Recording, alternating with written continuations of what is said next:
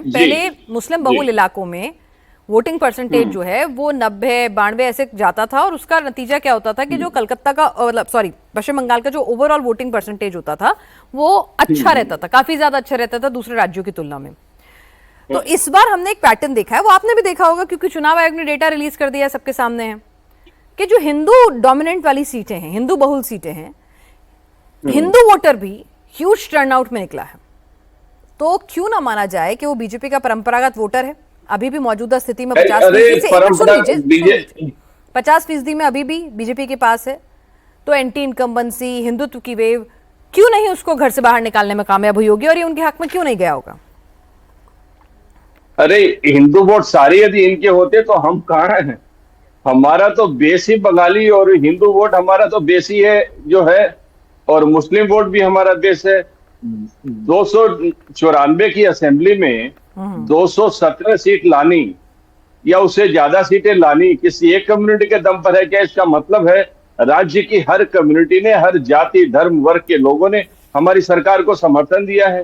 और 2024 में लोकसभा चुनाव में इनको 18 से 12 सीट आने का मतलब है इनके अपने जो परंपरागत वोटर थे वो इनकी चाल चरित्र और चेहरे को समझ चुके हैं, इनसे वापस आ रहे हैं। और इस बार देखिएगा 18 से 12 के प्रोपोर्शनेट में भी इनके सीटें कमेगी, ठीक है, बढ़ेगी नहीं। ठीक है, मैं सेकंड फेज का एनालिसिस भी करूंगी। सेकंड फेज में आप कहां से, ठीक है, बीजेपी के शर्मा जी आप बोले, वो बोले, सबको मौका दे रही हूं, लेकिन मैं अब सेकंड फेज के एनालिसिस पर आऊंगी। उससे पहले एक छोटा सी रिएक्शन में शुदाशील घोष जी से पूछना चाहती हूँ। शुदाशील घोष जी हमारे साथ एडिटर देवबंधु मीडिया ग्रुप के इस वक्त जुड़े हुए हैं।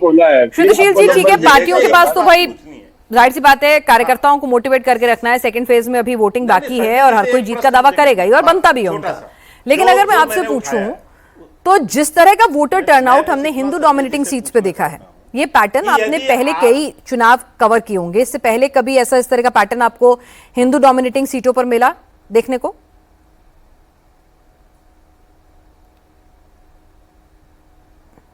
नहीं, मैं एक प्रश्न के शर्मा जी, शुदाशील घोष जी से पूछ लूं एक सवाल कि यदि आपके पास इतने कॉन्फिडेंट हैं तो कल आपने चुनाव आयोग के अगेंस्ट महाभियोग क्यों लाया? ठीक है के शर्मा जी, ये सवाल पूछूंगी मैं, डेटा पे बात कर लूं आज प्लीज।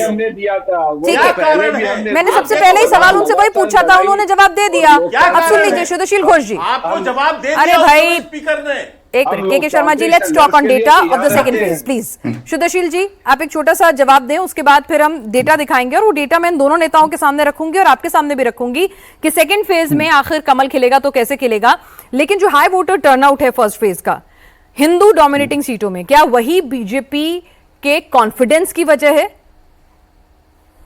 देखिए, मैं जो चुनाव है वेस्ट बंगाल का चुनाव 1998 से फॉलो कर रहा हूँ। तो वेस्ट बंगाल चुनाव छोड़ दीजिए, इंडिया का किसी भी चुनाव आप ले लीजिए, इतना हाई टर्न अराउंड कभी नहीं हुआ। तो इससे एक बड़ा रीजन ये भी आ रहा है, बहुत सारे लोग ये सोच रहे हैं कि अगर इस बार हम नहीं वोट डालेंगे तो एसआईआर के बाद ये पहले वोट है, सो वहां पर बाद में हमारा नाम काट जाए, ये एक डर काम कर रहा है। बट ये जो डर काम कर रहा है, हमारा जो एग्जिट पोल के लिए टीम कर रहा है, उससे जो फीडबैक आ रहा है वो मेनली मुस्लिम कम्युनिटी में आ रहा है। बाकी जो उत्सवों के माहौल में वोट हुआ, इतना हाई टर्न अराउंड हुआ हिंदू मोहल्लों में, उसमें दो रीजन है। एक तो जो माइग्रेंट वर्कर है, जो बाहरी राज्यों में काम करने जाने के लिए मजबूर होता है, क्योंकि वेस्ट बंगाल में ना तो इंडस्ट्री है ना तो गवर्नमेंट जॉब है, तो वो लोग वापस आए और वो ये चाहता है कि ये वेस्ट बंगाल भी भाजपा रूल स्टेट बन जाए। क्योंकि अगर उसको भाजपा रूल स्टेट में जाके ये माइग्रेंट वर्कर बनना पड़ता है तो वहां पर रहने खाने के लिए बहुत सारे पैसा देना पड़ता है।